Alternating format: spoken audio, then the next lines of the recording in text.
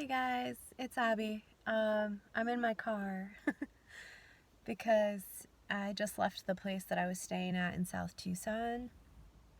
I was gonna do this video there, but the rooster was so loud. I think I did um, a video before this one a few days ago, and then a video before that a few days prior to that in that house, and like you can hear the rooster just like going off, and it was really bad this morning, so I just decided to leave that place. But in any case, I wanted to take this opportunity to do a video on something that's not related to astrology. It's something that I've been doing for a long time now, I guess, but it's minimalism. And if you know me on a personal level, you know how exceptionally minimalist I am. It wasn't always like that, but I wanted to take this opportunity to show you everything I own because it's right here in my car. So first I'll just show you, like, this is my backpack, and it's got like a hydro pack in it because I do a lot of hiking. So that's my basic, that's like where I keep everything. Like, I don't own a purse or anything. I keep everything in there when I'm out and about, and it's really super convenient. But other than that, I don't have anything really in my car. I just have like a sweatshirt and a sweater that I balled up over there. So there's nothing in here. Everything's in the trunk, so I'm gonna show you what's going on in the trunk.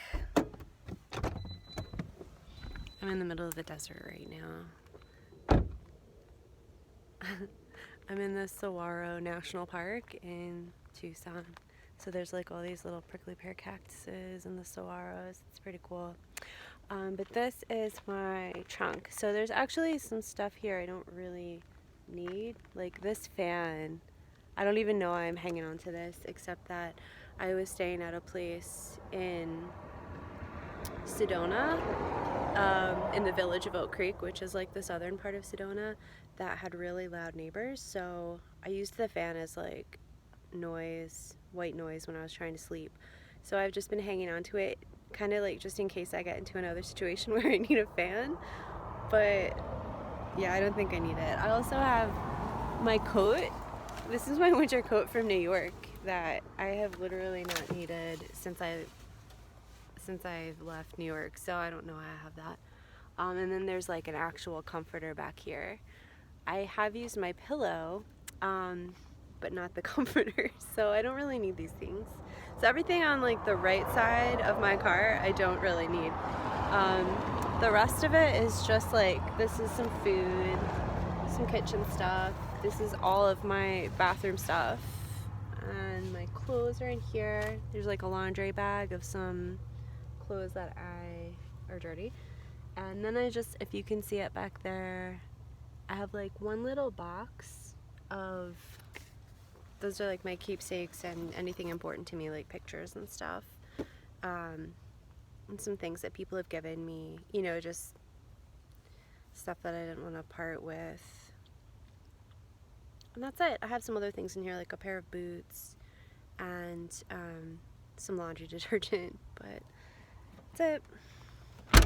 Alright, so I'm going to take you back in the car so that we don't have all this car noise. I'm kind of on the side of the road, but I'm in the national park, so it's not like I just stopped and this is weird. It's so normal. But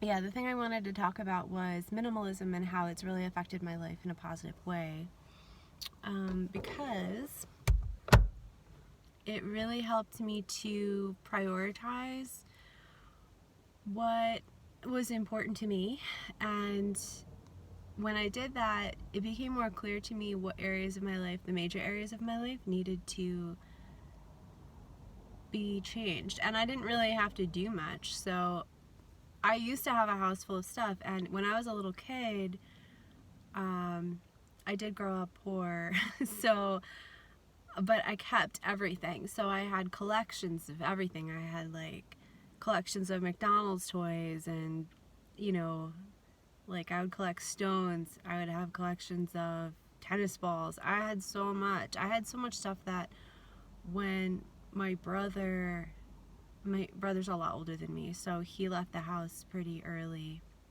I mean, when I was still pretty young. And I like took over his old bedroom, and it just became my playroom full of all of these things that I had collected over the years, even though my household was literally, if not the poorest, one of the poorest in the town I grew up in, which was a pretty high socioeconomic town. It was in the outskirts of New York City, so that's a pretty ritzy area, but my specific town wasn't one of the wealthiest.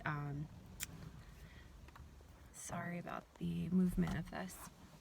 But I did have some hang-ups on self-worth. I mean, I still do, I guess, from that time period of growing up like that. And so material possessions became really important to me. And I would see how other people lived, and they didn't live like us. You know, I had friends who had much nicer places and nicer things, nicer clothes. And my mom cleaned houses for a living to supplement our public assistance, because we were on a lot of different, like, you know, public assistance programs. And so I would go with her because we couldn't afford childcare, and I would see how these really wealthy people lived, and it was like a huge difference between our household. So I started to equate material things with worth, because I didn't feel, maybe due to other reasons, I just didn't feel like I was worth anything. And just like every other American, I think, I grew up and I just started to try and acquire things, because that's what we do in this country. You know, I got a job in banking because I thought that's what someone who was like serious and responsible would do. When I was really into music performance, but I just didn't see a viable way to make a living doing that. So I quit that in college, and you know, I just started working at like a grocery store, and then after that I went back to school and I upgraded to banking, and I just kept going back to school to get more degrees, which I don't believe is a really good way to earn your self-worth either, because the system is not, it doesn't work anymore. The education system is just, like, pardon my language, but it's fucked. And not to say I'm sorry about those experiences, but all this acquiring of things, acquiring of degrees and different titles at my job. You know, I was working in banking, and I was on like the lending side, and then I became like a manager for a few years, and that was so stressful that I started to have health problems like in my 20s, and I scaled back so I could prioritize other things. But like, the economical system, the banking system is fucked too, if you ask me. And I really don't believe in loans, and I think I've said that in another video. So I had to get out of that whole system. Yeah, I just couldn't take it anymore. And it's like everything became superfluous. Like, I didn't understand why I was a homeowner. Like, why do we need homes in general? I don't even, to be honest with you, my whole goal was to get rid of my car, and I might still do that. I wanted to live in a walking community, and Sedona is definitely a potential choice for that. There's also a lot of biking in Sedona, and that was my original plan, was to just rent a room and sell the car and just bike, and just maybe get like a small job there, and that way I could kind of preserve some of the money that I have. But I'm still sort of searching to see if that's really what I want to do. I'm just kind of going where like my heart takes me right now, I guess, so to speak. And right now I'm on my way to California. After this, I'm going up to LA for the Conscious Life Expo. So after that, I'll see if I want to go back to Sedona or not, or somewhere else. I'm not quite sure yet, but a part of my journey is to just sort of let go and let myself have the space to experience what I need to experience when the time is right, and not try to pre-plan everything.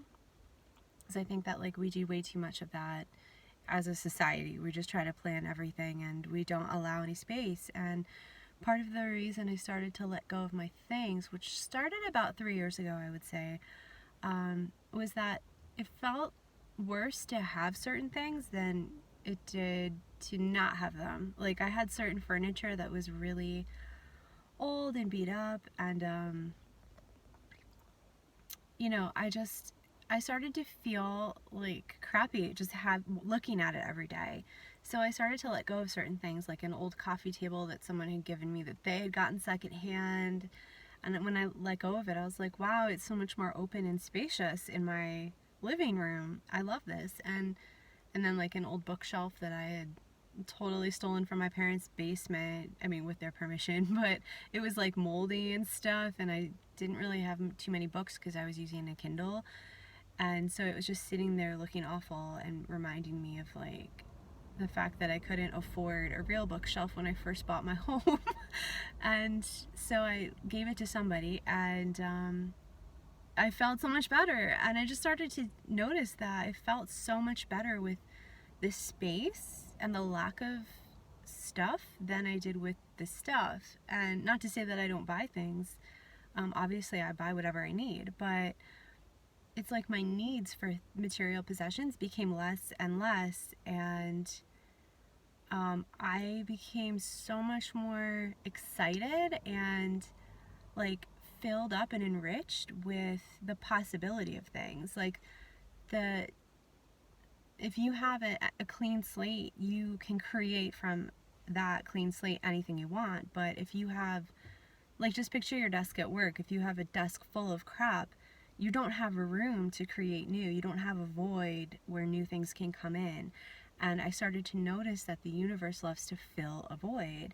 So I started to create more and more voids in my life, like voids of space, mental voids. So I no longer, like, I don't have that internal monologue that people talk about in my head all the time. I know there's like a big controversy going on about that, so I'm not sure, but like, just space is where I wasn't thinking at all, and that's like the key thing that has changed my life, which I will do a video on. I think that's like the most important thing in the whole process, is just creating voids where you're not letting your mind take over. And people don't even realize they have the ability to do that because they think they're their minds. They're identified with their minds. But part of my journey was to start letting go of my material possessions, and I realized how good it felt and how free I felt. And I sold a lot of stuff, which liquidated so that I had money to pay off bills. I don't have any more debts. And like, imagine the freedom. I had debts my whole life. Imagine the freedom of having no loans. It's just the deliciousness of freedom, and the lightness of not being weighed down is something that I really began to prioritize. And it did take a period of several years for me to let go of all my stuff. Obviously, over the last year was the most important bit, because that's when I sold all my furniture, and then I sold my home ultimately. So there was a period of time of a few months where I was just like living in a completely empty home, and I was sleeping on the floor, but I loved it. Like, I can't even tell you how much I loved it. I love wide open space and just expanses of time, and that's not something that was taught to me. Maybe a bit, because my mom is pretty like open-minded, but everyone in our society is just caught up in feeling and acquiring and doing. And so this was just one of the many things that I did to change my life. But I wanted to share that with you guys, since all of my stuff is in my car right now. Usually it's like spread out amongst wherever I'm staying. And as of right now, I have no place to stay, but I'm actually totally fine with that. I'm just gonna mosey on out to California and see. I kind of want to see the Salton Sea. I've never seen it before, although I've been out here to California like 3 or 4 times. And I've never been to Joshua Tree, so I might just try to go around that area if I feel like it. But if not, I might just head out to San Diego, which was the original plan. Alright guys, so that's it. If you have any comments about like minimalism, or if you have any experience with it, I would totally love to hear about your journey in the comments, or if you have any just like questions about what I'm doing, because it's a little bit weird. I know people are like, what are you doing? How are you living that life? And it's just a different life than people are used to, I guess.